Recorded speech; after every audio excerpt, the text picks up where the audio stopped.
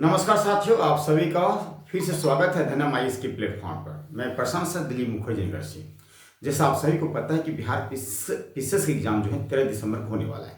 ये sure and certain है, इसलिए आपके बीच में एक छोटा सा टॉपिक लेकर आया हूँ। टॉपिक का नाम है निर्वाचन आयोग। जो बच्चे मेरे चैनल को सब्सक्राइब नहीं किए हैं प्लीज़ वो कर लीजिए, क्योंकि जैसे आपका पहला एग्जाम पास होगा तो आप मेंस के लिए आप इधर उधर भटकोगे। आपको मेंस के लिए आपको बिल्कुल नहीं भटकाना है। ऐसे 300 नंबर का आता है प्रॉपर। मैं आप ऐसा करवाऊंगा कि 300 कम से 200-250 नंबर आएगा। ठीक है, तो आप बिल्कुल टेंशन ना लीजिएगा। आप मेरे से जरूर संपर्क कीजिएगा। मैथ्स के लिए बिल्कुल टेंशन ना लीजिएगा।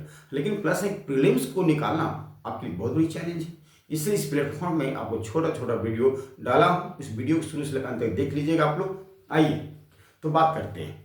तो पहला यहाँ देखिए, निर्वाचन आयोग कहा जाता है कि निर्वाचन आयोग के बारे में किस अनुच्छेद में चर्चा है। तो ध्यान दीजिएगा हमारे प्यारे बच्चों, निर्वाचन आयोग के बारे में अनुच्छेद 324 में कहा जाता है। ठीक है, अभी क्वेश्चन पूछते हैं अनुच्छेद 324 से कहाँ तक। तो याद रखिएगा 324 से लेकर 329। क्या बोलेंगे? 329। इस बात को ध्यान रखिएगा। ठीक है, यदि पूछा भाग तो 15 भाग। क्या बोलेंगे? भाग। जैसे आपको पता है कि हमारे भारतीय संविधान में 26 नवंबर 1949 को टोटल भाग 22 थे। राइट, वर्तमान में टोटल भाग 25 है। क्या है? 25। और भाग 15 में निर्वाचन आयोग के बारे में चर्चा है। Right, okay. अगला है कि प्रारंभ में निर्वाचन आयोग जो था वो एक सदस्यीय एक सदस्यीय था। इन द प्रेजेंट टाइम में 3 सदस्यीय हो गए। कौन कौन? 2 अनिर्वाचन और एक मुख्य निर्वाचन आयोग। क्या बोलेंगे? 2 निर्वाचन और एक मुख्य निर्वाचन। निर्वाचन आयोग की स्थापना कब हुई? 1950 हुई। और मतदाता दिवस कब मनाए जाते हैं? 25 जनवरी को। एक फैक्ट में आपको याद रखना है, मतदाता दिवस कब मनाए जाते हैं? 25 जनवरी को मनाए जाते हैं। अब प्रश्न देखिए, अरे देखिए अब इसका क्या काम है, निर्वाचन आयोग का क्या काम है। कहा जाता है निर्वाचन आयोग का जो कार्य है, राष्ट्रपति का चुनाव, उपराष्ट्रपति का चुनाव, लोकसभा का चुनाव, राज्यसभा का चुनाव, विधानसभा का चुनाव और विधान परिषद का चुनाव। ये तो कार्य है, ये सामान्य कार्य है। देखिए यहाँ पे लिखा हूँ, सारी बातें लिख दिया, इसको आपको याद रखना है। यदि यहाँ पे स्टेटमेंट दे देता है, स्टेटमेंट से रिलेटेड क्वेश्चन आएंगे ज्यादा इस बार। अगला, स्थानीय कार्य का चुनाव जो है कौन कराएंगे? निर्वाचन आयोग, राज्य निर्वाचन आयोग। तो यहाँ पे वेरी इंपॉर्टेंट, यहाँ पे स्टार लगा देता हूँ, ध्यान दिए। स्थानीय कार्य, स्थानीय शासन, पंचायती व्यवस्था और नगर पालिका निर्वाचन होता है, उसका इलेक्शन राज्य के निर्वाचन आयोग के द्वारा करवाया जाता है। अब इनका और विशेष कार्य समझिए, नामांकन पत्रों का परीक्षण यही करता है इलेक्शन कमीशन। मतदाता सूची यही तैयार करते हैं, इलेक्शन कमीशन। चुनाव चिन्ह कौन देते हैं? Election commission. राजनीतिक दलों को मान्यता प्राप्त कौन देते हैं? Election commission. अब कौन सी पार्टी राष्ट्रीय पार्टी है या नहीं है, सारा निश्चित कौन करते हैं? Election commission. रेडियो और टीवी पर कार्यक्रम प्रसारण करने की अनुमति कौन देता है? Election commission. ये फैक्ट के रूप में आपको ध्यान रखना है। अगला है, चुनाव के उम्मीदवारों के खर्चे निर्धारित करते हैं। चुनाव के उम्मीदवारों के खर्चे कौन निर्धारित करेंगे? Election commission. चुनाव के समय आचार संहिता जो है कौन लगाते हैं? Election commission. निर्वाचन आयोग, चुनाव में धांधली होने पर चुनाव रद्द करने का पावर किसके पास है? इलेक्शन के पास है, इलेक्शन कमीशन के पास है। निर्वाचन आयोग, निर्वाचन आयुक्तों की नियुक्ति कौन करता है? राष्ट्रपति करता है, याद रखिएगा। जब निर्वाचन आयोग की नियुक्ति राष्ट्रपति करेंगे तो त्याग पत्र इन्हीं को देंगे। ये कौन? निर्वाचन आयोग। निर्वाचन आयुक्त की योग्यता का निर्धारण कौन करता है? यहाँ भी बहुत इंपॉर्टेंट क्वेश्चन आपके सामने आ गया है, तो उसका आंसर होगा पार्लियामेंट। उसका आंसर क्या होगा? पार्लियामेंट के द्वारा जो है, जो निर्वाचन आयोग के जो हेड होते हैं उनका योग्यता यही निर्धारित करते हैं, कौन? पार्लियामेंट। ओके, निर्वाचन आयुक्त की कार्यकाल, ये कार्यकाल से संबंधित क्वेश्चन के बाद पूछे बिहार पीसीएस, आप देखिएगा प्रीवियस क्वेश्चन को देखकर।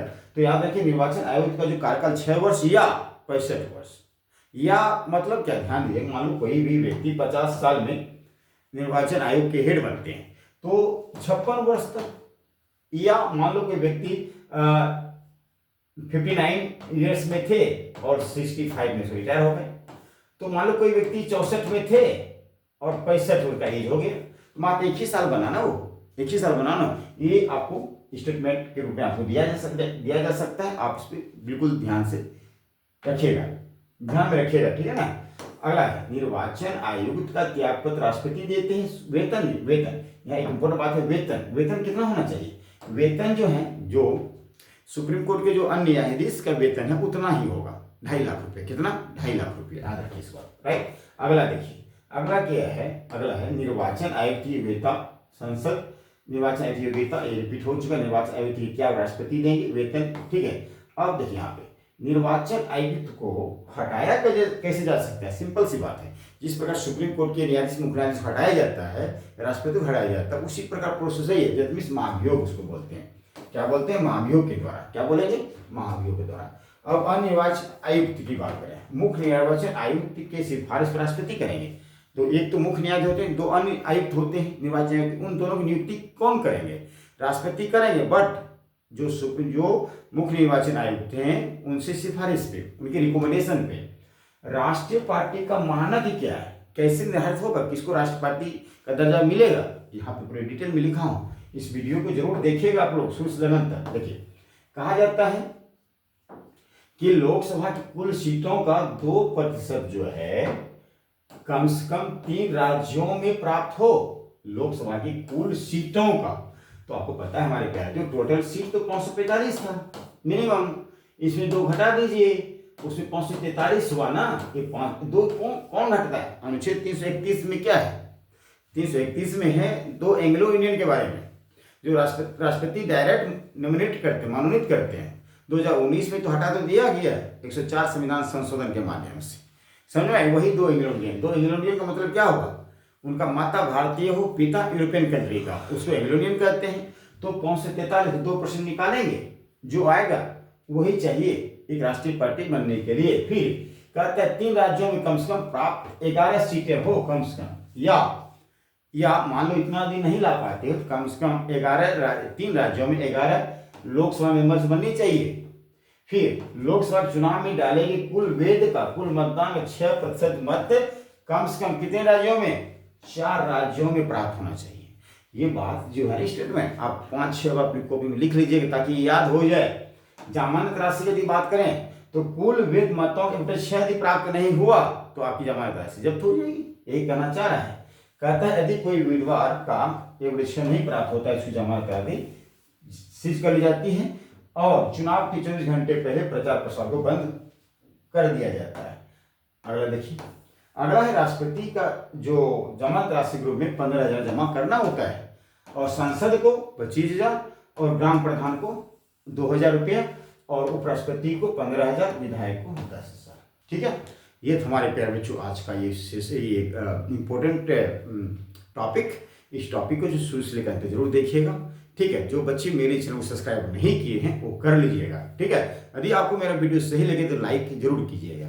ठीक है, इस तरीके से आपको वीडियो मिलते रहेगा। मिलते हैं नेक्स्ट क्लास में। Thank you so much.